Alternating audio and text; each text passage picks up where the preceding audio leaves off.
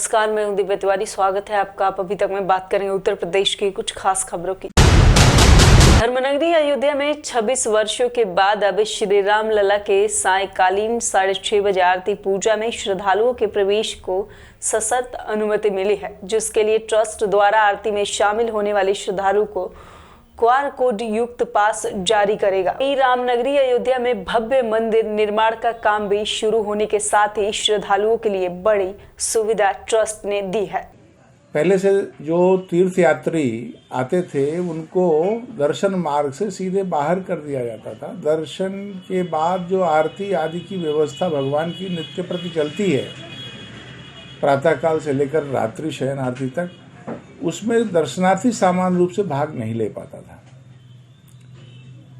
पूज्य संतों ने इस बात का कई बार आग्रह किया। बीच में हम लोगों ने प्रयोग के तौर पर ले आकर के पूज्य संतों को आरतियों में सहभाग भी कराया।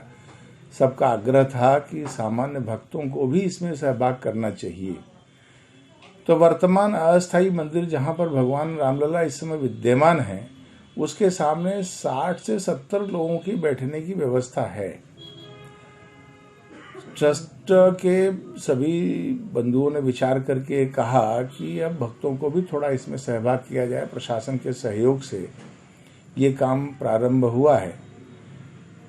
सायंकाल की आरती से प्रयोग के रूप में हमने शुरू किया है। ऐसे कोरोना को देखते हुए 30 ऐसे राम भक्तों को इस प्रकार के पास दिए जा रहे हैं, जो उसमें सायंकाल 6 बजे तक संध्या आरती के समय उसमें उपस्थित होंगे, आरती में भाग लेंगे और पुनः क्रॉसिंग 2 से वापस आ सकेंगे।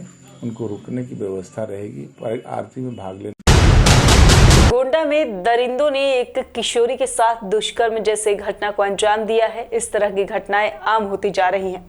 महीनों में यूपी में ऐसी कई गंभीर घटनाएं हुई है। बाराबंकी में 13 साल की दलित लड़की की रेप के बाद हत्या कर दी गई थी। मैं खातून कहाँ की रहने वाली हैं? अरे हमारा तो घर भैया बहुत मादैयप है, नहीं बस्ती, मगर हमें होगा 10 साल यहाँ पर रहे। कहाँ पे रहती हैं? इंदिरा नगर पेट्रोल टंकी, धानेपुर में। धानेपुर में। आपकी बेटी के साथ क्या हुआ है? हर बेटी के साथ में गलत कार्य किए। कौन किया है? पहले मुन्नू किए नहीं, उसके बाद में वो रिहान किए नहीं, उसके बाद में अमरजीत हैं। पहले अमरजीत हैं तो रिहान हैं। कितना कै दिन पहले की घटना है? ये आज 8 दिन होगा। 8 दिन। तो थाने पे जब ये इस तरीके से घटना हुई तो थाने पे आप गई थी? थाने पर गए तो क्या कहा थाने पे? सुनवाई हुई आपके थाने पे? नहीं सुनवाई है, तब तो भागे यहाँ पर। तो क्या कहे थाने पे जब गई? थाने पर सारा वाकया बताएं तो वो वहाँ पर कुछ इंक्वायरी नहीं की, तो वहाँ से हम गोंडा भागे। दरोगा जी ने आपसे क्या कहा था? दरोगा जी से कहन हम दरोगा जी से कहन कि ठीक है, ठीक। वहाँ से फिर चले आए। तो यहाँ बुलाइन फिर गए, फिर कहीं का सब झूठ बोलती हो, सब झूठ कहती हो, गलत है गलत है। रुपया भर कर सब बदली आएगी। पैसा ले लिए हैं वो लोग? हाँ, पैसा लिए नहीं, पैसा न लेते तो सब। यहाँ आज SP ऑफिस में आप आई हैं, तो क्या चाहती हैं? हम चाहे थे भैया उनका सबका बंद करो। सर, थाना धानेपुर के अंतर्गत एक रेप का घटना आया है, इसमें क्या कार्रवाई हुई सर? इसका अभियोग पंजीकृत है और पीड़िता का डॉक्टरी मुआयना और बयान अंकित किए गए हैं और इसका न्यायालय में भी बयान धारा 164 के अंतर्गत CRPC के अंतर्गत कराया जाएगा। और साक्ष्यों के आधार पर, चूँकि ये युवक इनके पड़ोसी हैं और ऐसा बताया गया था पहले कि इसमें आपस में कहा सुनी मारपीट का मामला है।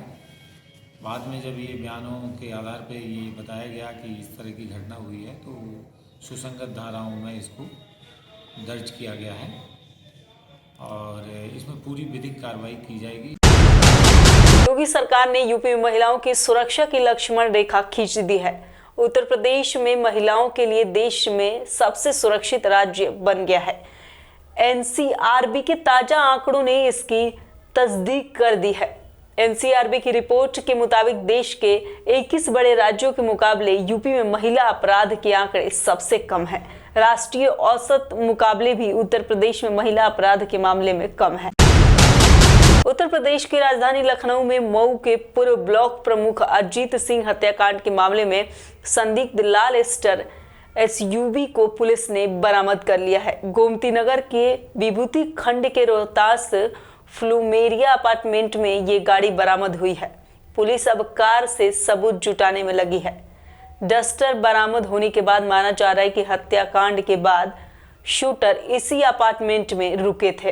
लखनऊ में जो है अजीत सिंह की हत्या हुई, जो हमारे भाई की हत्या में कुंटू सिंह के खिलाफ 120 के गवाह थे। मेरी गवाही जो है चल रही थी और अभी ख़त्म होने वाली थी। इसके बाद जो 1 हफ्ता बाद उनकी गवाही शुरू होने वाली थी। कुंटू सिंह काफ़ी दिन से प्रयास कर रहे थे कि वो उनके खिलाफ वो गवाही न करें, तो इस बात पर अजीत सिंह मान नहीं थे। अजीत सिंह कहते नहीं, मैं जो है गवाही करूँगा। इसी को लेके कुंटू सिंह ने अजीत सिंह की जो है कल शाम 8:30 बजे के आसपास अपने साथियों द्वारा हत्या करा दी। उत्तर प्रदेश की राजधानी लखनऊ में मऊ के पूर्व ब्लॉक प्रमुख अजीत सिंह ने सनसनीखेज हत्याकांड के बाद लखनऊ पुलिस बैकफुट पर है। पुलिस की कार्यशैली पर तमाम सवाल खड़े हो रहे हैं। लखनऊ पुलिस प्रशासन में बड़ा फेरबदल हुआ है। इसके तहत लखनऊ से 41 इंस्पेक्टर हटा दिए गए हैं। इनमें से 10 वर्तमान में थाना प्रभारी थे। इलाहाबाद हाई कोर्ट ने हिंसा पीड़ित महिलाएं और बालिकाओं के सहायता के लिए बनाए गए निर्भया फंड का इस्तेमाल न करने की शिकायत को लेकर दाखिल जनहित याचिका पर राज्य सरकार से 4 हफ्तों में जवाब मांगा है। हाई कोर्ट ने याचिका को सुनवाई के लिए 2 फरवरी को पेश करने का निर्देश भी दिया है। याचिका में निर्भया फंड राशि के साथ खर्च और महिलाओं की सुरक्षा के लिए उठाए गए कदमों का भी ब्यौरा देने की मांग की गई है। उत्तर प्रदेश की कुछ खास खबरों में फिलहाल इतना ही। फिर मुलाकात होगी कुछ नई ताज़ी खबरों के साथ। तब तक के लिए नमस्कार।